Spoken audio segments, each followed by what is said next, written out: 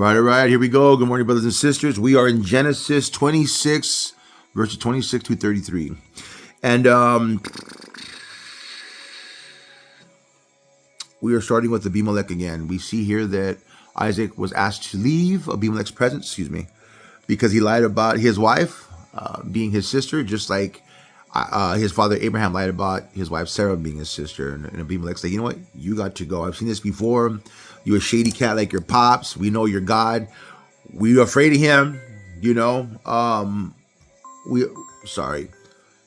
like, we're afraid of him. You need to leave. So I like this portion of scripture now. As he leaves, God, forgive me, that phone hook threw me off. As he leaves, he has an encounter with the Lord again. Isaac worships and he makes an altar there. Now time passes by. It shows here, verse 26. One day, King Abimelech came from Gerar with his advisor, Ahuzath, and also Phicol, his army's commander. Yeah. Why have you come here? Isaac asked. You obviously hate me since you kicked me off your land. They replied, we can plainly see that the Lord is with you, so we want to enter into a sworn treaty with you. Let's make a covenant. Swear that you will not harm us, just as we have never troubled you. We've always treated you well, and we sent you off away from us in peace. And now, look how the Lord has blessed you. He's like, all right, so here comes the Philistine king again. Not only did he go to Abraham and confront him and say, hey, dude, we recognize you're God.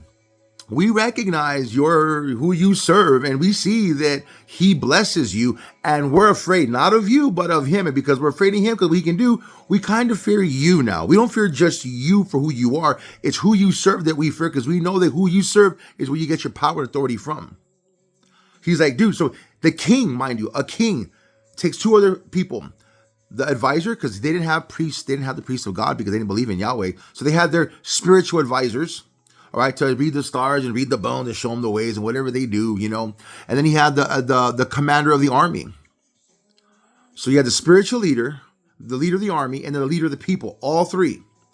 They go before Isaac and say, dude, listen, we understand that you have power and authority that supersedes us. Again, we know that you have power and authority that supersedes us. So even though I'm the king of this land, turns out that you're kind of like the ruler in some ways. Which reminds me of this, brothers and sisters. Here's how this ministers to me, this portion. Never forget this. Spiritual authority supersedes earthly authority. What do you mean, David? Spiritual authority supersedes earthly authority. There's been times in my life where I'm a nobody. I got my GED. I'm tore from the floor up. I ain't smart. I ain't wise. I know the word, and that's about it. I would pray and fast for years off and on. And, because of that, God has spoken through me. And God has put me, like the guys in the books of Acts, he's put me in front of authoritarians and allowed me to speak. And the words that I spoke were his words. He spoke through me. And I was able to get favor. I was able to guide them. And they had respect for me. They didn't fear me because they knew the words that came out of my mouth were not of me. They were of God. They heard that the words that came out were wise. They made sense. They were rational. And they would bless others.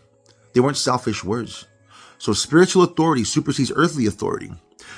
I like right here in this insert on my other Bible, the New King James says here, if God's people keep pressing forward, doing his will, their lives may impact even their enemies.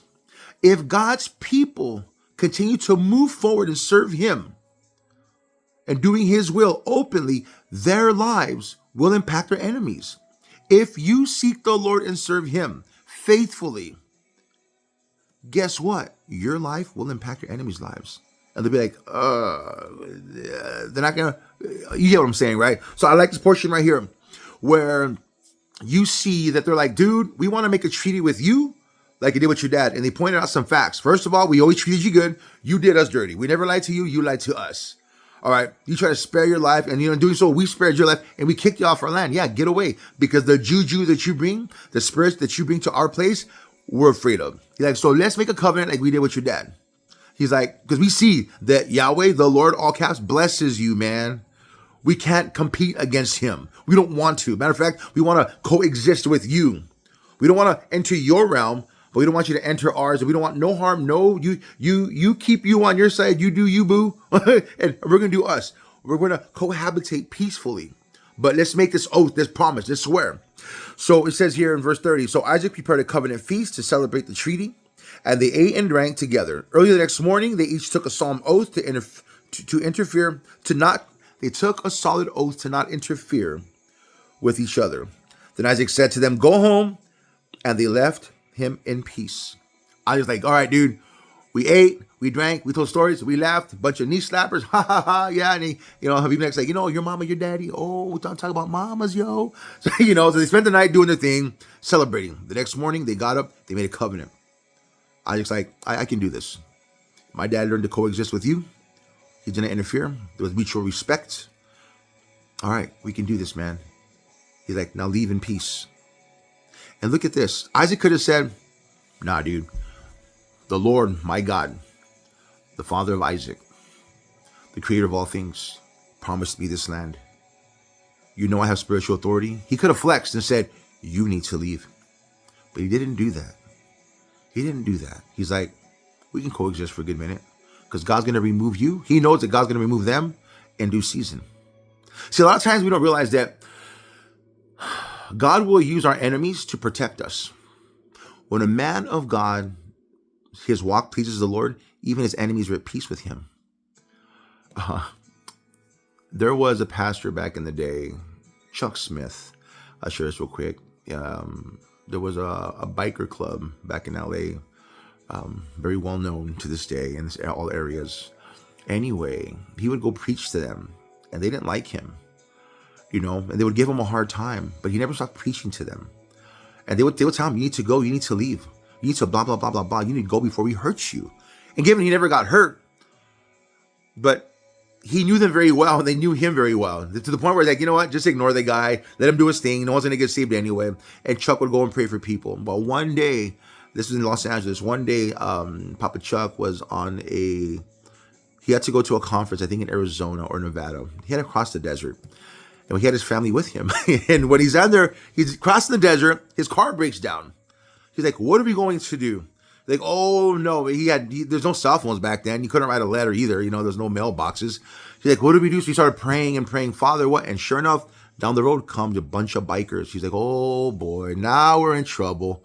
It's me against the motorcycle club. And as they're passing by, they looked, and guess what? It was the biker club he's been ministering to. So he's like, oh, great. Now they're going to bury me out here. There's lots of dirt. There's only 6 of us. They got shovels. Oh, man, they're known for doing this. They all pull over. And what do? Hey, Chuck, how you doing? How can we help you? Man, Chuck rode on the back of the bikes of the club, him and his wife and all that. They took him to the next place. They got the car towed. They got one of their boys to get the pickup. They took care of him. They took care of him. The Lord used even what was so-called his enemies to bless him. So we know that as long as Isaac and Abimelech are side by side, coexisting, they got to go through Abimelech first before they can get to Isaac. And God will use that. My point is this. He made the covenant, sent them away peacefully, and now God goes and blesses him. How? It says here, verse 32, that very day Isaac's servants came and told him about a new well they had dug. We found water, they exclaimed. So Isaac named that well Sheba, which means oath. And to this day, the town that grew up there is called Beersheba, which means well of oath. Now, I want you to understand something, brothers and sisters. Not only did having flocks and herds and lots of land and farmland, not only did that make you rich, but you can't do none of that without water.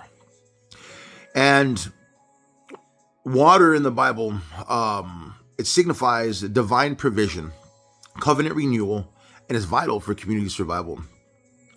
This note down here says this. Water ought to symbolize life, sustenance, and God's blessing in arid lands. God had blessed Isaac for making a covenant with Abimelech and sending him on his way in peace. Now they have water for the flocks, for the herds, for the crops, for the families to grow.